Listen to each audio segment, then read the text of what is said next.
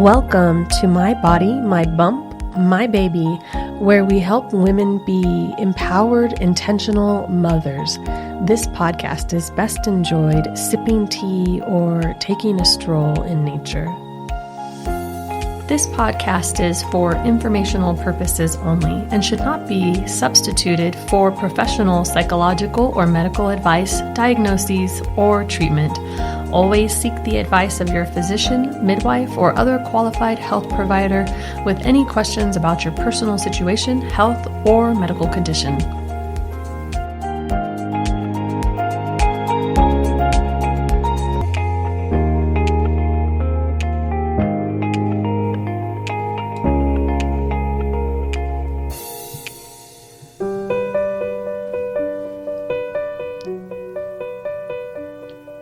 One of the questions I get most often in the beginning of working with clients is how to add more vegetables into a diet. Vegetables are like little warriors for our bodies. They come in all shapes and sizes and seasons. They vary in nutrient value, but they all play an important part in feeding our bodies and minds. The role of veggies is endless. But one thing I am confident of sharing with you is that 1 cup of broccoli versus 1 cup of McDonald's fries absolutely does impact how you poop, your energy levels, the thoughts you think, and even how you sleep. The latter is going to be worse for all. But I bet you're not getting enough of these little warriors each day. I say this out of pure love because unless you've been told that you need 9 to 12 cups of vegetables per day, you've been lied to. And then consider what you're feeding your growing child. Look at their plate. How many servings are they getting with each meal? Talk to any functional or naturopathic practitioner, and they'll pretty much start with what your plate looks like and go from there when treating someone for illness and treating someone to create optimal health. If you're looking for ideal values of each vegetable category, Real Food for Pregnancy by Lily Nichols does a great job of laying out the science. So, what are a few ways that you can get more vegetables each day? Here are a few options. For breakfast, 2 to 3 heaping handfuls of spinach, arugula, baby kale, or other wispy greens to scramble in the morning into eggs or into a breakfast mix, such as sweet potatoes and bacon.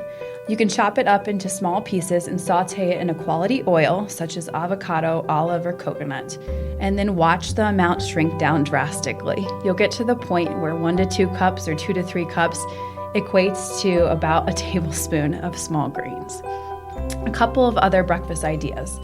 A handful of greens or frozen cauliflower, squash, sweet potato, or zucchini can be a great addition to your breakfast smoothie. No, this does not need to taste like vegetables. You can add berries, a half of a banana, and some protein powder or nut butter, and you essentially have hidden the veggies away. It's great for children as well. What about some snacks? You can cut carrots, celery, broccoli, cauliflower, jicama, really anything that sounds good to you can go where you go if it's prepped ahead of time. I also love smoothies as snack. And then kale chips. One of my friends has a lovely recipe for this that she shared with me recently.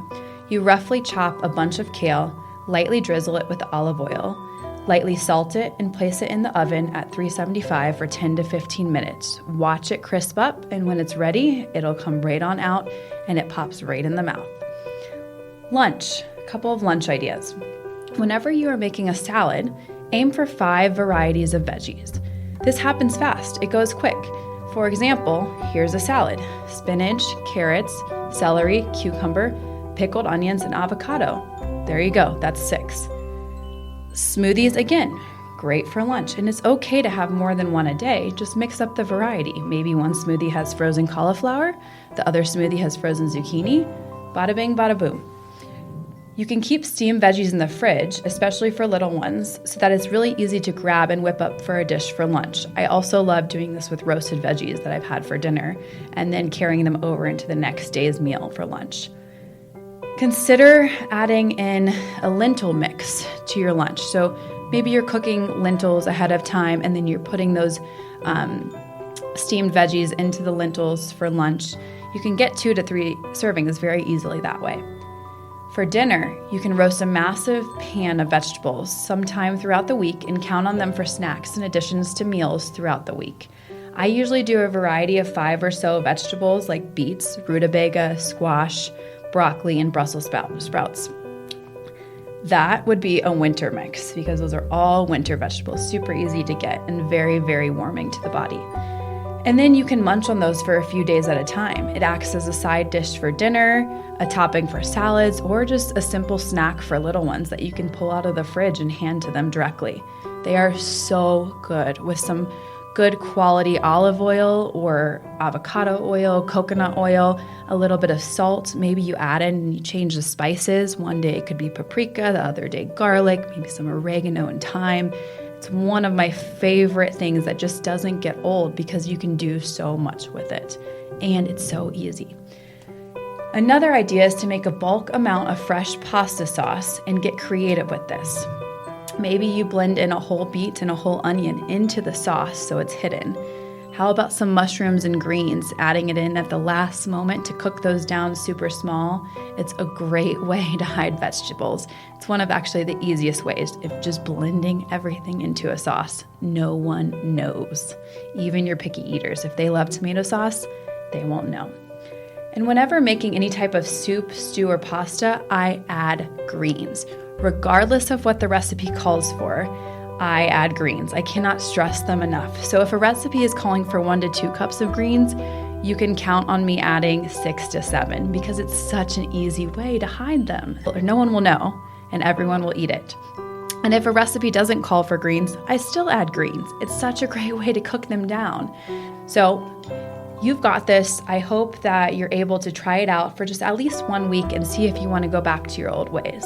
I bet your body, brain, and energy levels will thank you. I would love to hear from you. How do you get all of your veggies? So please reach out, share with us if you have any other great ideas.